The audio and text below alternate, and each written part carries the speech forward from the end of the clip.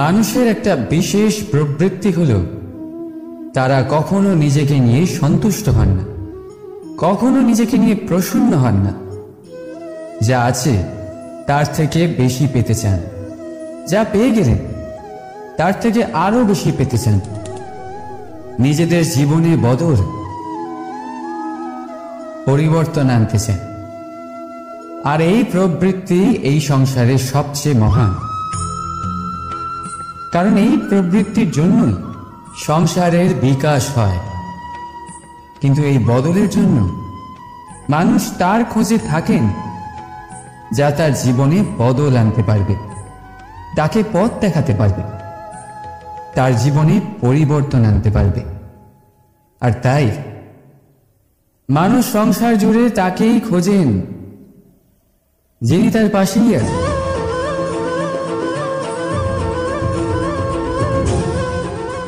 বলুন তো কে?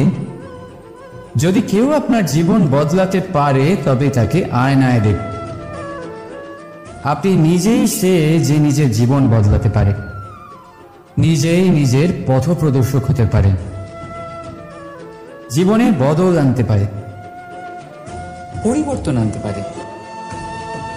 তাই চিনুন নিজের অন্তরের শক্তিকে, আর এটা বিশ্বাস করুন যে এই সংসারে আপনার থেকে বেশি শক্তিশালী আর কেউ নেই। জীবন বদলে যাবে আপনার। আর অন্ধবিশ্বাস নয়, আত্মবিশ্বাসের হাত ধরুন। আপনার সমস্যা আপনা থেকেই দূর হয়ে যাবে। তাই ভালোবেসে বলুন, রাধা রাধা। প্রদীপ জ্বালানোর কাজ বড়ই আনন্দদায়ক। উজ্জ্বলতার এই শিখা যেন আত্মার মধ্যে গিয়ে মনে উল্লাস ভরে দেয়।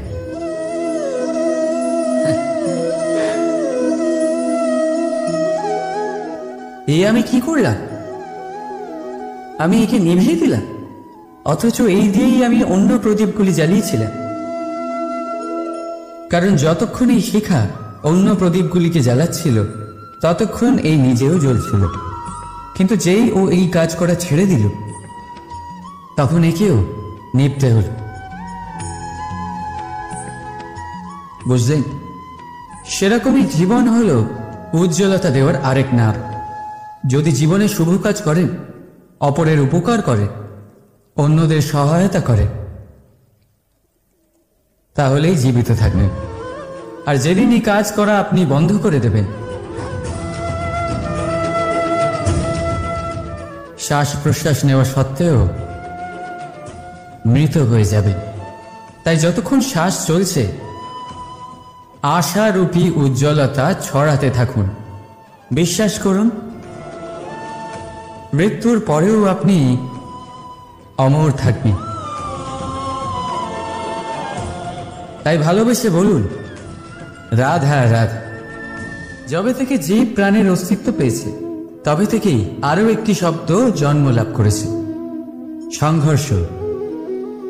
জন্মলগ্ন থেকেই মানুষকে বাঁচার জন্য সংঘর্ষ করে যেতে হয়।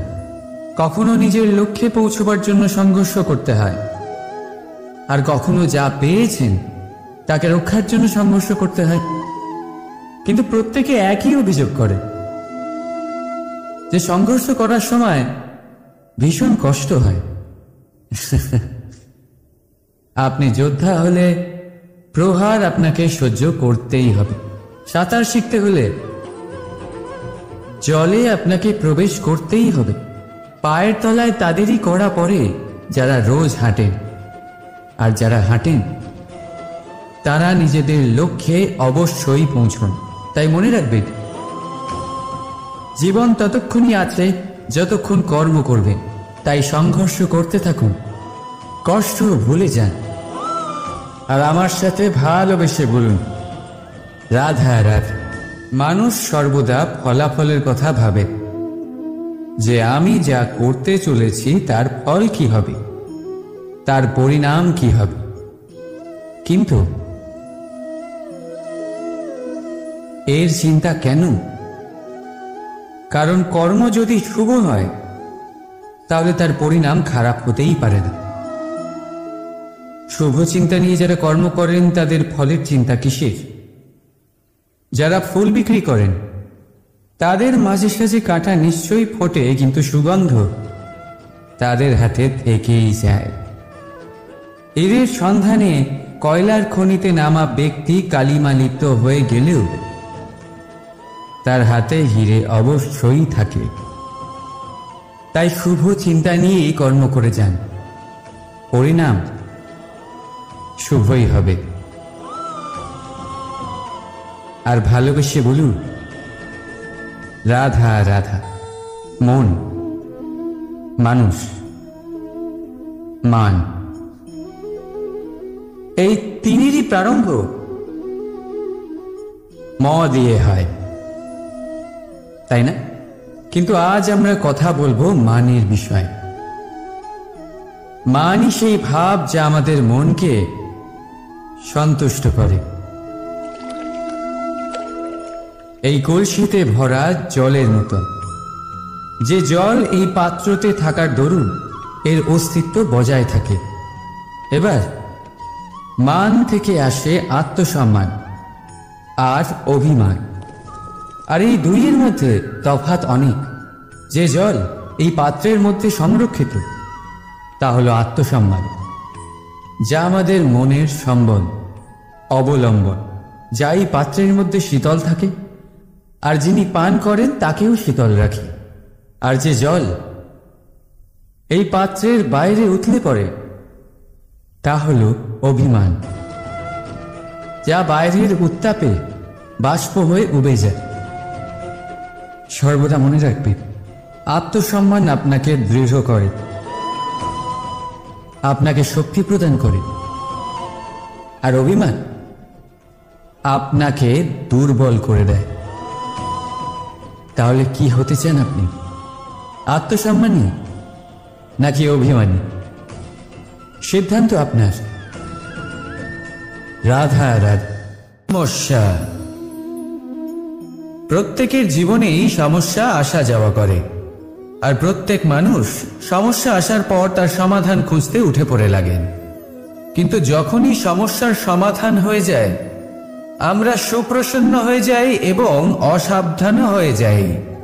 আমাদের মনে হয় যে আমরা সম্পূর্ণরূপে সমস্যার অন্ত করেছি, কিন্তু কোথাও না কোথাও একটা ছোট্ট বীজ রয়েই যায়, আর সেই বীজ আমাদের অসাবধানতার ছত্রছায়ায় বড় হতে থাকে, আর তারপর মহা সংকট হয়ে আবার আমাদের উপর আক্রমণ করে। এই সংকট যে কোনো রূপে আসতে পারে, কোনো শত্রুর রূপেও আসতে পারে বা কোনো মহামারীর রূপেও আসতে পারে। সেই জন্য সবসময় সাবধান থাকাই উচিত, কারণ অসাবধান হলে কি হয়, আমাদের সুরক্ষা চক্রে একটা ছেদ উৎপন্ন হয়, আর আমাদের শেষ করতে পারে এমন এক বাণ সেই ছেদ বিন্দু হয়ে আমাদের হৃদয়ে প্রবেশ করতে পারে। তাই যে কোনো সমস্যার সমাধান করুন, জয়ী হন, উৎসব পালন করুন, কিন্তু সাবধানে থাকবেন। আসুন আর আমার সাথে ভালোবেসে বলুন রাধা রাধা। কর্ম, ধর্ম আর কর্তব্য, এই তিনটি একে অপরের সাথে জড়িত, আর অনেক সময় এই তিনটি পালন করতে করতে আমাদের সেই ব্যক্তির সামনে গিয়ে দাঁড়াতে হয়, তার বিরুদ্ধেই যেতে হয় যাকে আমরা সব থেকে বেশি ভালোবাসি। কিন্তু সেইখানে এই যুদ্ধ কোনো ব্যক্তিগত যুদ্ধ থাকে না, এ হলো কর্ম, ধর্ম আর কর্তব্যের যুদ্ধ। এটা সরল নয়, অত্যন্ত কঠিন হয় তার সম্মুখীন হওয়া যাকে আমরা সব থেকে বেশি সম্মান করি। কিন্তু আমাদের তো আমাদের ধর্মের পথে চলতেই হবে, কারণ আমরা কর্মবদ্ধ, কর্তব্যবদ্ধ, আর এটাই করা উচিত। শুধু এটুকু মনে রাখবেন, যদি আপনার উদ্দেশ্য শুভ হয়, আপনার ভাবনা শুভ হয়, আপনি যদি কর্ম, ধর্ম আর কর্তব্যের পথে অগ্রসর হন, তাহলে এই প্রক্রিয়াতে যদি আপনাকে আপনার আরাধ্যেরও সামনে দাঁড়াতে হয়, তাহলেও আপনার কোনো ক্ষতি হবে না। তাহলে আসুন আর আমার সাথে ভালোবেসে বলুন রাধা রাধা। মানুষের কোন বিষয়ে অহংকার থাকে? সময়, ক্ষমতা, শরীর আর সম্পত্তি। আর এই চারটেই সর্বদা সঙ্গে থাকে না। কি বিচিত্র ব্যাপার! আপনি নিজেই দেখুন, সময় আজ ভালো হলেও কাল অবশ্যই খারাপ হতে পারে। ক্ষমতা আজ আপনার থাকলেও কাল তা নাও থাকতে পারে। এই শরীরটা তো নশ্বরই বটে। যত আপনি বার্ধক্যের দিকে অগ্রসর হবেন, দুর্বল হতে থাকবেন, সৌন্দর্য ক্ষীণ হতে থাকবে। আর সম্পত্তি আজ আপনার, কাল অন্য কারোর হয়ে যাবে। আর এই সমস্ত নশ্বর জিনিসে মন কেন্দ্রীভূত করতে করতে ব্যক্তি ভুলে যান সেই বিষয়গুলি যা সর্বদা আপনার সাথে থাকবে, আপনার ঢাল হবে, আপনার সম্বল হয়ে থাকবে। আর তা হল আপনার স্বভাব, বুদ্ধি, সৎসঙ্গ আর খাঁটি সম্পর্ক। নিজের স্বভাব শীতল রাখুন, কর্মে বুদ্ধির পরিচয় দিন, সর্বদা ভালো মানুষের সাথে সময় কাটান, আর খাঁটি সম্পর্ক সর্বদা পালন করুন। জীবনে সর্বদা সুখী হবেন। রাধা রাধা। আমরা কর্ম করি, আর সেই কর্ম অনুসারে আমাদের তার ফল প্রাপ্ত হয়। এখন এই কর্ম আরো শ্রেষ্ঠ হতে থাকে, আমরা আরো প্রেরিত হতে থাকি। তার জন্য আমরা বড় বড় জ্ঞানীদের থেকে প্রভাবশালী, প্রেরণাদায়ক ব্যক্তির সাথে দেখা করার চেষ্টা করি, দেখা করিও। নিজের কর্মের বিষয়ে বিচার করি, আলোচনা করি, তাই তো? কারণ আমাদের কাজ দেখে তাতে বিশেষ মতামত সামনে থাকা ব্যক্তি দিতে পারে। কিন্তু এই পুরো চক্রতে সংসারের সব থেকে গুরুত্বপূর্ণ ব্যক্তির সাথে কথা বলতে আমরা ভুলেই যাই। আপনি কি জানেন সংসারের সব থেকে গুরুত্বপূর্ণ ব্যক্তি কে? স্বয়ং আপনি। হ্যাঁ, আপনি সে। আপনি জীবিত আছেন, তাই এই সংসার জীবিত আছে। আপনি হলেন আপনার সমস্ত কর্মের কেন্দ্র। তাই এবার থেকে প্রতিদিন একটু সময় নিজের জন্য বের করে নিজের সাথে কথা বলুন। নিজেকে বুঝুন, নিজের কর্মকে বুঝুন। কিছু প্রশ্ন আসবে, কিছুর উত্তর পাবেন, আরো কিছু প্রশ্ন আসবে যার উত্তর আপনি অবশ্যই পাবেন।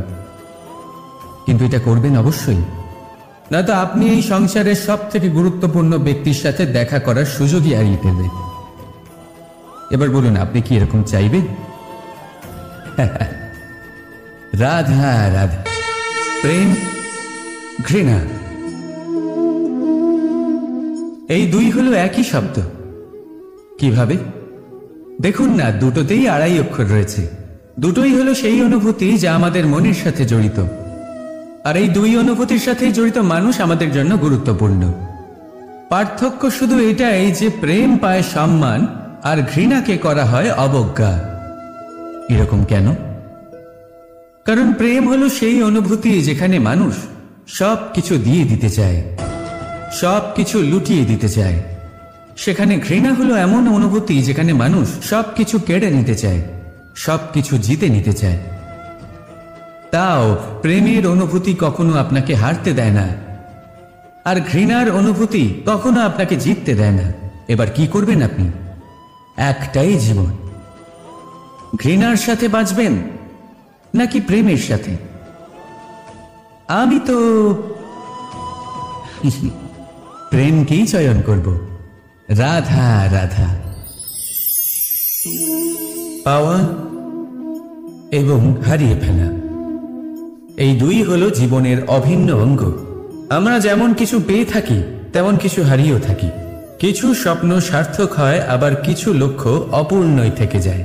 জীবনে এটা হয়েই থাকে, প্রত্যেকের জীবনেই এটা হয়ে থাকে।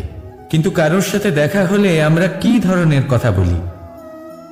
আমরা সেই কথাই বলি যা আমরা হারিয়েছি। নিজেও দুঃখ পাই, আবার সামনের মানুষটাকেও দুঃখ দিই। তার থেকে অন্যরকম কিছু করার চেষ্টা করুন, ধনাত্মক চিন্তা করার চেষ্টা করুন। মন সেদিকেই দিন, স্মরণ শুধুমাত্র তাকেই করুন, গুরুত্ব তাকেই দিন যিনি আপনার কাছে রয়েছেন। যিনি আপনার কাছে নেই, তার আশায় কষ্ট কেন পাচ্ছেন আপনি? সেগুলিকেই প্রাধান্য দিন যা আজ এখন বর্তমানে আপনার কাছে রয়েছে। যেমন আমি কংস মামাকে স্মরণ করি না, যিনি আমার ছেলেবেলা নষ্ট করে দিয়েছেন। আমি স্মরণ করি আমার যশোদা মাকে, আমার বলরাম দাদাকে, আমার রাধাকে, যারা আমার জীবনকে ভরিয়ে তুলেছেন। আপনিও ঠিক এটাই করুন আর আমার সাথে ভালোবেসে বলুন, রাধা রাধা। কথায় বলা হয়, জীবনে ভালোবাসাই হলো সুখের মূল। এটা সত্য। এবার প্রশ্ন হলো এটাই যে এই ভালোবাসা কার সাথে করা উচিত। যদি আপনি কিছুক্ষণের জন্য সুখ পেতে চান, তাহলে ভালোবাসুন নিজের রুচি মতো। যদি আপনি কিছুদিনের জন্য সুখ পেতে চান, ভালোবাসুন নিজের বন্ধুদের। যদি আপনি কয়েক মাসের জন্য, কয়েক বছর বা অনেক বছরের জন্য সুখী হতে চান, তাহলে ভালোবাসুন নিজের পরিবারকে, মাতা পিতা, নিজের সন্তান, স্বামী স্ত্রী, নিজের আত্মীয়দের। কিন্তু যদি আপনি চিরকালের জন্য সুখী হতে চান, তাহলে ভালোবাসতে হবে শুধু নিজের কর্মগুলিকে। কারণ সম্পর্ক যেমনই হোক না কেন, কখনো না কখনো ভেঙে যাবেই। এই সংসার হলো এমনই যে যাদের সঙ্গ আমরা পাই, তাদের সঙ্গ একদিন ত্যাগ করতে হয়। শুধু কর্মই হলো এমন এক সঙ্গ যা কখনো আপনাকে ত্যাগ করবে না। আপনার মৃত্যুর পরেও এই কর্ম আপনাকে বাঁচিয়ে রাখবে। তাই সবসময় মনে রাখবেন, এই কর্ম ধর্ম মনে করে পালন করা উচিত। জীবনের শেষ মুহূর্ত পর্যন্ত কর্মকে ভালোবাসুন। জীবনের শেষ মুহূর্ত পর্যন্ত সুখে থাকবেন। আর আমি তো সবসময় বলি, শুধু কর্ম করতে থাকো, ফলের চিন্তা করো না। তাহলে আসুন আর আমার সাথে ভালোবেসে বলুন, রাধা রাধা। সদিচ্ছা দেখতে গেলে 3 অক্ষরে তৈরি এই শব্দ, কিন্তু সমস্ত ত্রিলোক তার উপরেই আধারিত। আপনি এই সংসারে এসেছেন, তখন অবশ্যই শ্বাস নেবেন, কিন্তু তার বদলে আপনাকে কিছু তো দিতেই হবে। আপনার উপর নির্ভর করছে আপনি কি দেবেন। কি দেবেন এই সংসারকে, এই সমাজকে, নিজের পরিবারকে, আর তার বদলে কি নেবেন? যশ নাকি অপযশ? দেখুন, এক ছিল রাবণ, যে কিনা সমুদ্র পার করলো সীতাকে অপহরণ করার জন্য। আর এক ছিলেন রামচন্দ্র, যিনি সমুদ্র পার করেছিলেন, সেতু বানিয়ে গিয়েছিলেন সীতাকে ফিরিয়ে নিয়ে আসার জন্য। দুজনেই সমুদ্র পার করেছিলেন, শুধু পার্থক্য ছিল সদিচ্ছাকে বোঝার, লক্ষ্যের।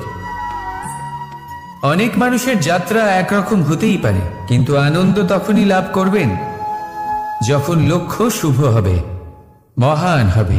এই লক্ষ্য দিয়ে এই সংসারের কল্যাণ হবে এবং মানুষের সম্মান হবে। যদি আপনার সংকল্প উচিত হয়, তাহলে আপনার লক্ষ্য উচিতই হবে, নয়তো শুধুমাত্র বিনাশ হবে। আর উচিত এটাই হবে যে বিনাশের হাত থেকে যেন নিজেকে বাঁচানো যায়, কি বলেন? তাই জীবনে যে লক্ষ্য স্থির করছেন, মনে রাখবেন তা যেন শুভ লক্ষ্য হয়। যদি এরকম হয়, তাহলে আপনার যাত্রা, আপনার জীবন দুটোই শুভময় হবে। আসুন আর আমার সাথে ভালোবেসে বলুন, রাধা রাধা।